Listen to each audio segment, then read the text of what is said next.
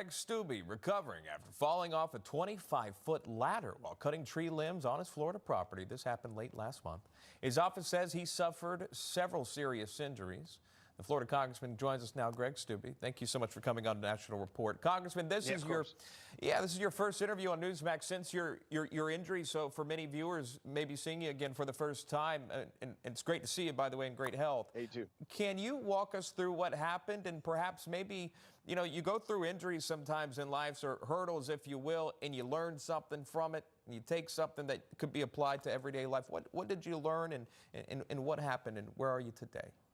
Yeah, the trauma surgeon said he added extension ladders and chainsaws to my allergy list. So maybe that'll have some impact going forward. But I was trimming trees on our property. We've got some property out in East Sarasota County.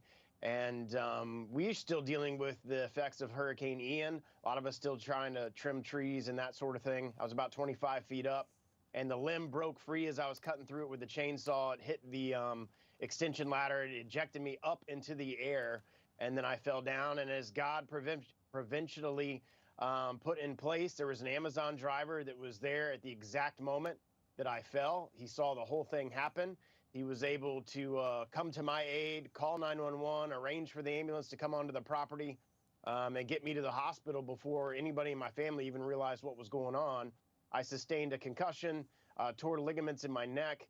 I have a contusion in my lungs, which is why I can't fly to D.C. until March. I don't get cleared medically to do that. And then I have a crack in my pelvis, right where the hip joint goes in, so I'm non-weight bearing for about 6 weeks. But we're on the mend. I get stronger and healing every day, and just got to give it that time for that bone to heal and my lung to heal up. And looking forward to get back to Washington and do the things that my constituents voted me to do. Absolutely. Well, look, we're glad to see you on the road to recovery. Happy to hear about the Amazon worker that was there at the right place at the right time. Amen. And also the dog that's with you that was keeping you company during your recovery as well. Man's best friend.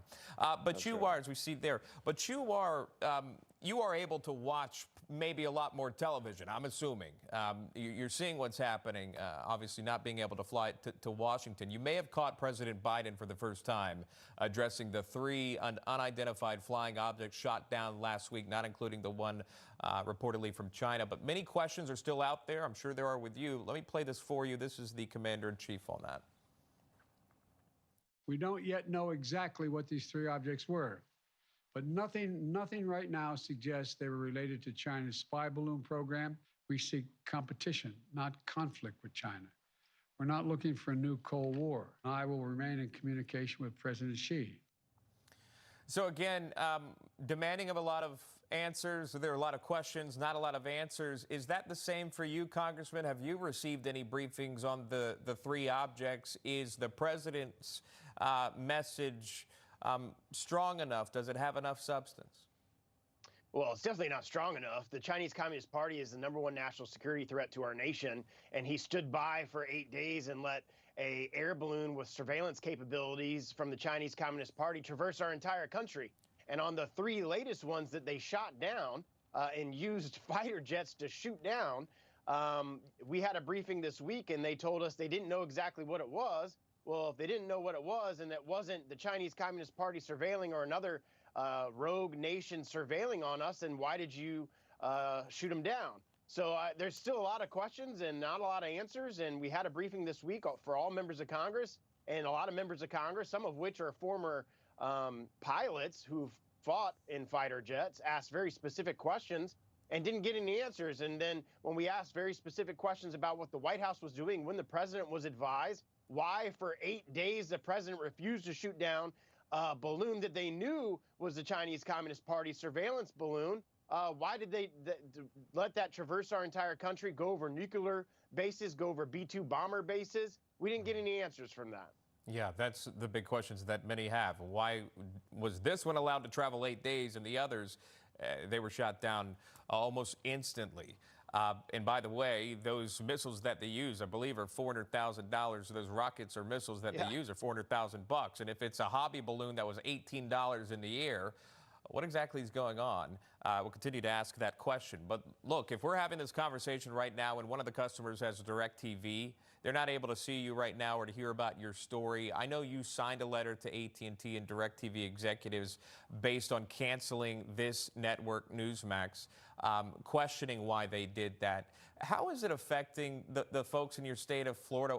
We've received so many phone calls, so many emails about this, people switching service. What have you heard about this and the letter that you've sent? Yeah, we've had a lot of constituents and people in my district reach out to our office outraged.